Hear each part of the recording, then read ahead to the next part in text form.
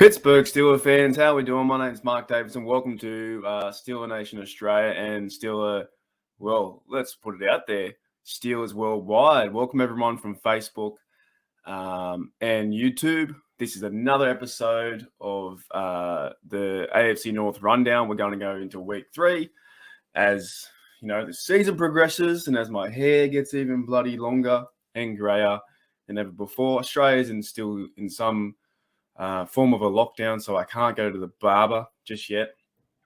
All I can really do is run around town, go to the beach or walk places and stuff like that. So the hair's getting a bit out of control. But what do?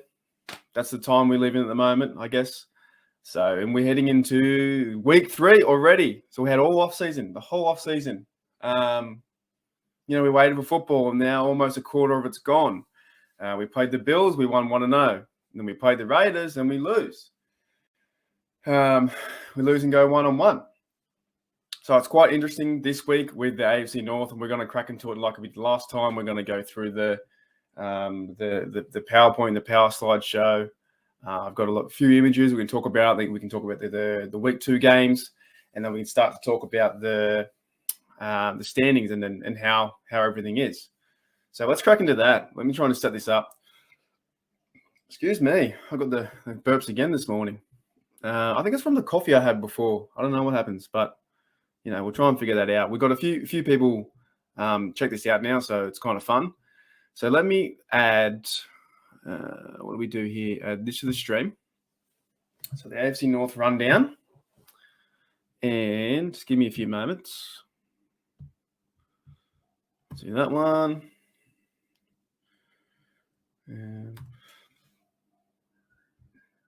Whoopsie doopsie.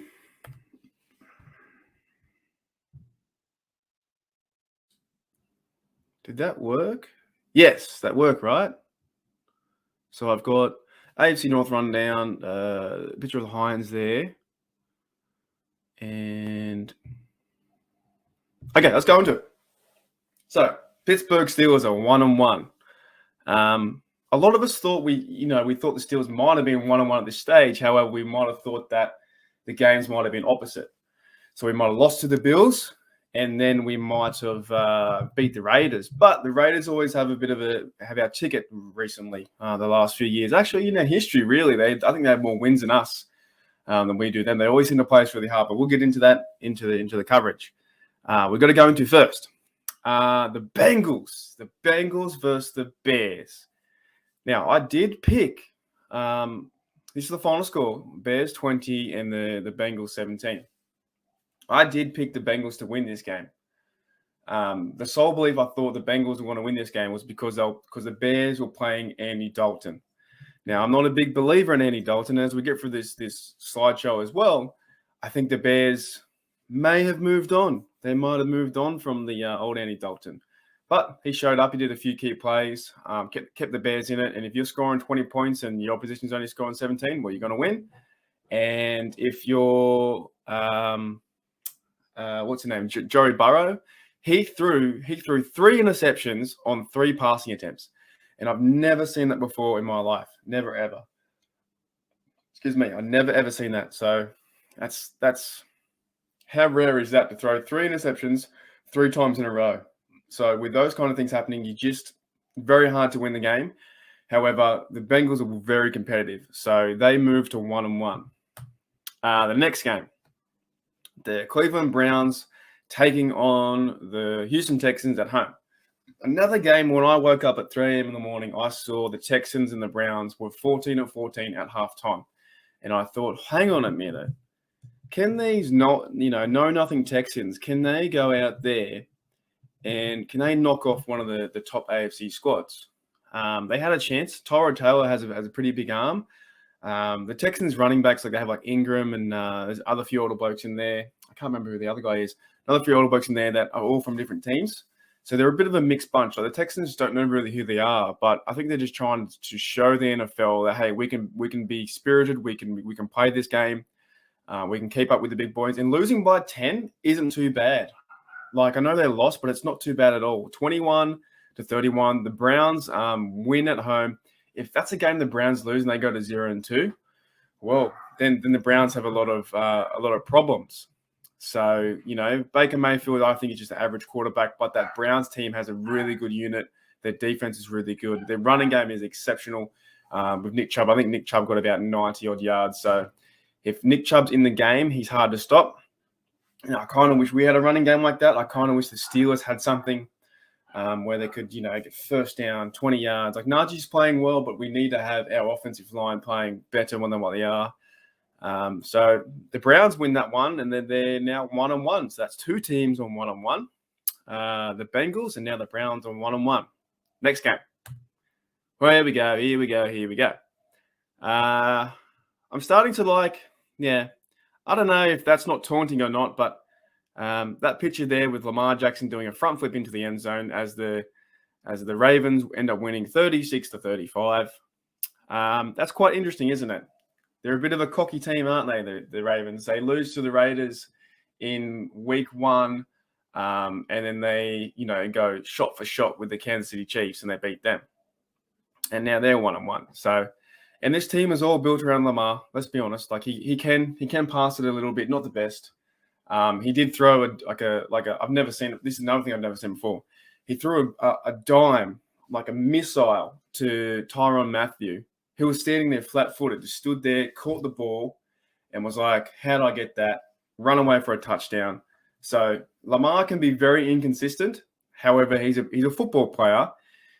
He can run the ball, and he can get you out of a bind. But then at the same time, when he runs the ball, you have a chance for him to fumble. So I'm keen to see what he can do versus TJ Watt and our defense, because we're going to be hunting for that football. And if you run 10 yards, there's a good chance you're going to fumble it. So, and even this picture's from the Ravens Facebook, and that just shows everything, doesn't it? You win by 1 point, and they got to show that handstand into the end zone. They don't show any other team. They don't show the running backs, the O-line, the defensive guard, the coaches. They don't show anyone that. They show Lamar being a show-off and doing a handstand when nobody was around him. So the Ravens won there 36-35. They're 1-1. Maybe another game I thought that the Chiefs were going to win for the Ravens to go to 0-2. I really wish they did go 0-2, but it's still a long season. So they win 1-1. Next game. Our Pittsburgh Steelers. Let me just get a drink here. Hang on.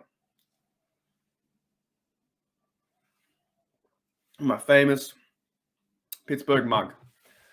Okay. I don't know where do we begin? The Raiders have our ticket, have our number. They've had it for so long, for a long time. They ended up winning 26-17. It didn't feel like the Steelers were at all in this game ever. Not one part they were in this game. So maybe near the beginning where it was like 9-7, we got the Juju touchdown.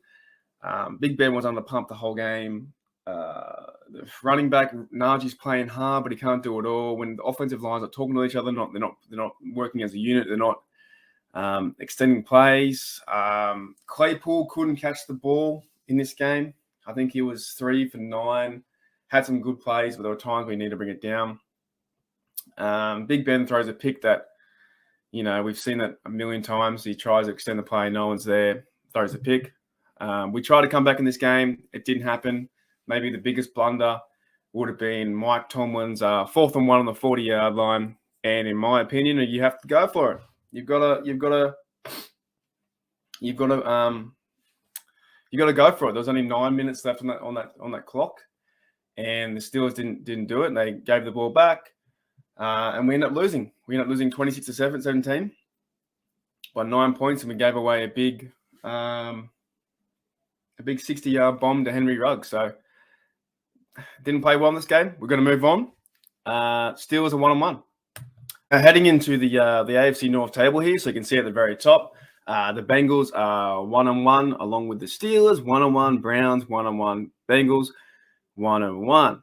So in the first week, the Bengals and the Steelers won, and in the second week, the Bengals and the Steelers lost, and vice versa.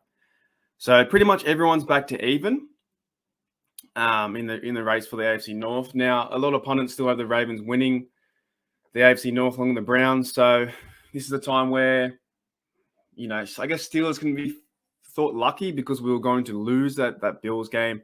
However, the Raiders gave us trouble. The Bengals sneakily won a game week 1, and the Browns and the Ravens go 1-1, which we might have thought they had gone 2-0. Now, moving into week 3 games, let's try and predict who's going to do what. Okay, so we'll start with the Browns versus the Bears. Now, up in the top right corner, doesn't really mean too much. It's the history. The Browns have a 9-7 record over the Bears throughout the duration of their franchise, but they don't really play each other because they're in the NFC and the AFC. The Bears are 1-1, and the Browns are 1-1. One key point, though, this game is at home for the Browns. What might have seemed to be an easier victory because the Bears are playing Andy Dalton. They have now, today's news, I saw that Justin Fields is coming into week 3. So they think that Fields has enough reps, enough experience now to maybe take on an NFL team. But it's a very hard team to take on the Browns at home. I look to see the Browns defense really go after Fields. So can Fields come out and win 1-0 or, start his career off? A lot of Bears fans will hope so. We kind of hope so too as Steelers fans because we want to see the AFC North teams lose as much as we can. Same time, though, I don't know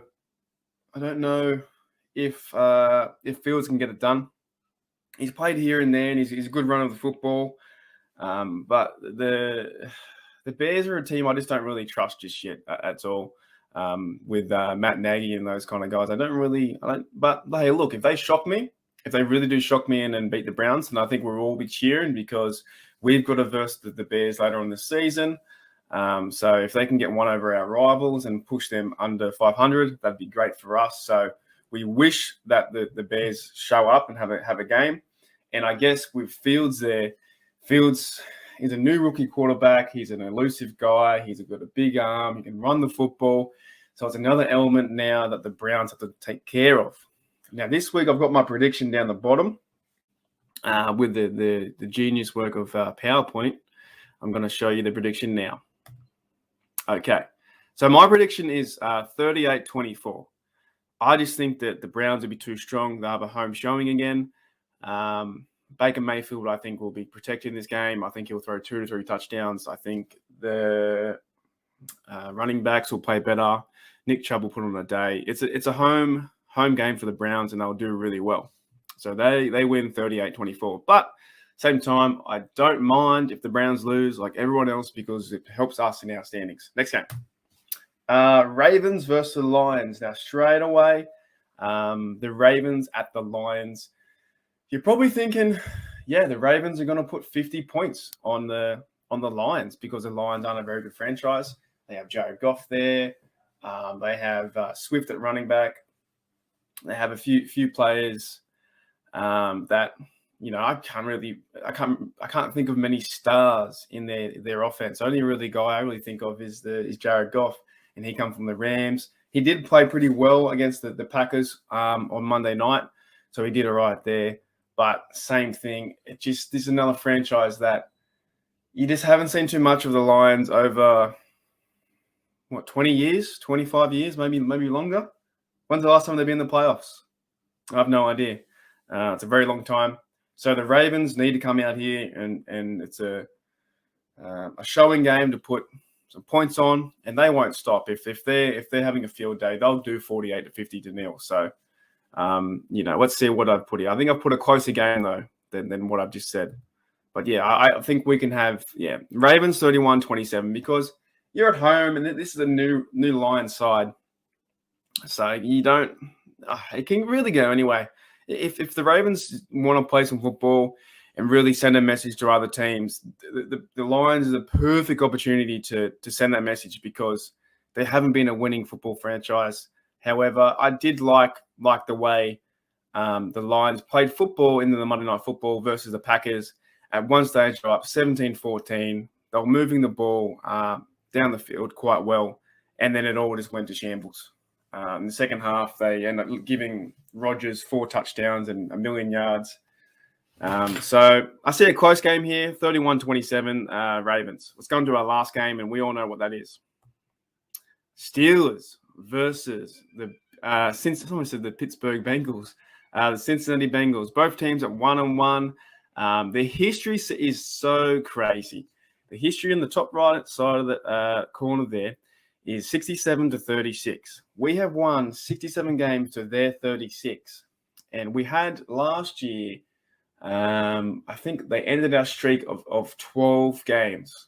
12 consecutive games that the Steelers had won over the Cincinnati Bengals. So I see. You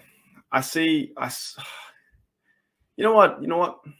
If I don't see the Steelers win this game, I think we're in a bit of trouble. I think we're in a real bit of trouble. If the Bengals come out and win this game at home, Joe Burrow throws, 3 touchdowns. Mixon runs it along us. Jesse Bates gets an interception from us, and Big Ben is getting tackled, and we're falling over our feet, and we're not playing very well. And then I think we have some issues to address. Yes, we lost to the Raiders, but if we lose to an AFC North opponent at home and they go up one standing and we come down and all the other teams win, the Browns and the Ravens, and we're the only one, then it's not time to panic, but it's time to question what can we do in some certain spots. Yes, we had Joe Hayden out. Yes, we had TJ Watt out. Some of those fellas didn't play. Witherspoon was his first game, got burnt on a massive TD. Najee is not getting help on his O-line. Big Ben seems a little bit slow. Is his time up? I'm not going to say his time's up, but, this team has to play better for what their stars have. Got great Cam Hayward there. You got players like Melvin Ingram trying hard, but these injuries are coming into it. And if you have, one of your key cornerbacks out with Joe Hayden, then who's that bloke? Joe Burrows, man. I can't remember his name. The receiver. He might come to me. But yeah, the receiving core with Joe Burrow's number 1 draft pick. Well, I can't remember his name. Whatever he is. If he burns us, we're in a bit of trouble. So this is the game I really want. If the Steelers do lose, which any given Sunday it can happen, I think we're going to have some, frustrated fans and question a few things on the offense, like the offensive line.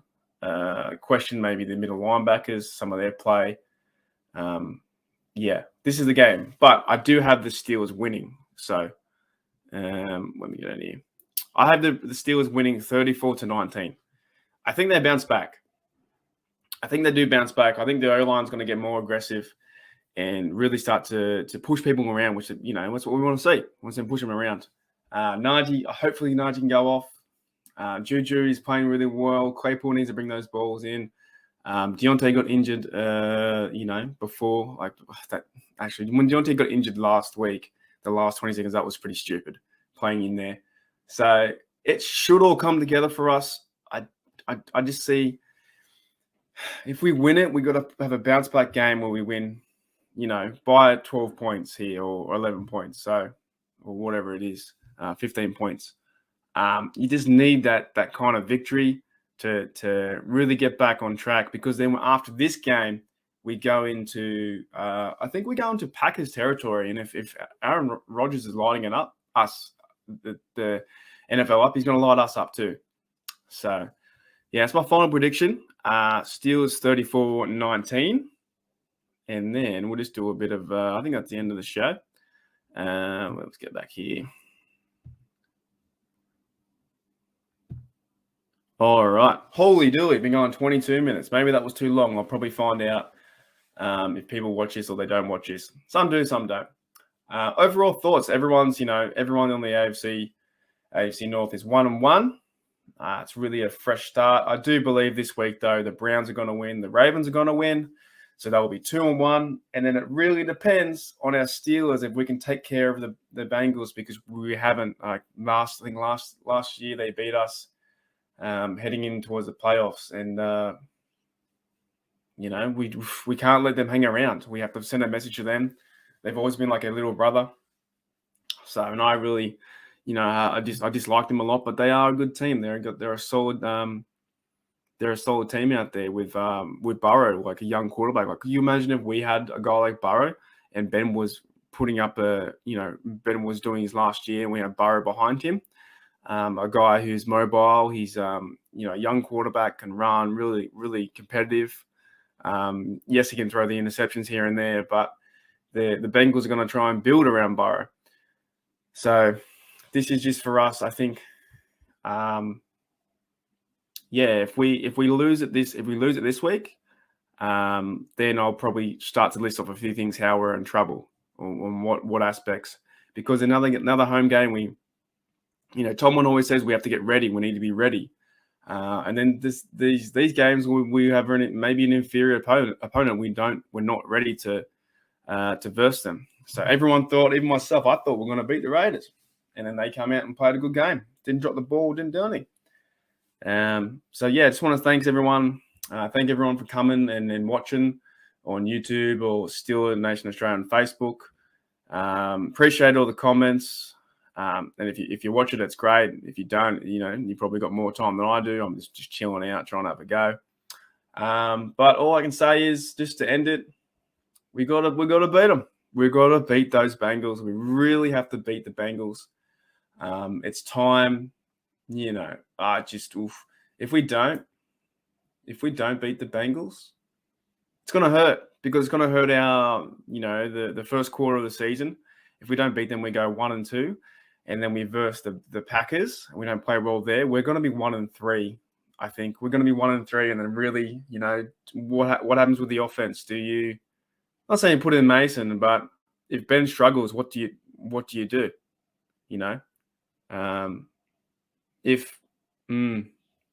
Maybe if the Bengals win, I'll shave off my head, all my hair off. I'll have nothing. I don't know. And I don't want that to happen. I want to go to a real barber. All right, guys. I've rattled on way too much near the end, but the Steelers have a chance to rectify a few things. The running game needs to work. The defense with TJ got to stay healthy. And you need more than just TJ. You need someone to step up. You need to force the sacks, the interceptions, the fumbles, and put pressure on Burrow and that offense and mix in on those guys. You can't let them come into our house and run over us. You just can't do that. All right, guys. As always, here we go, Steelers. Here we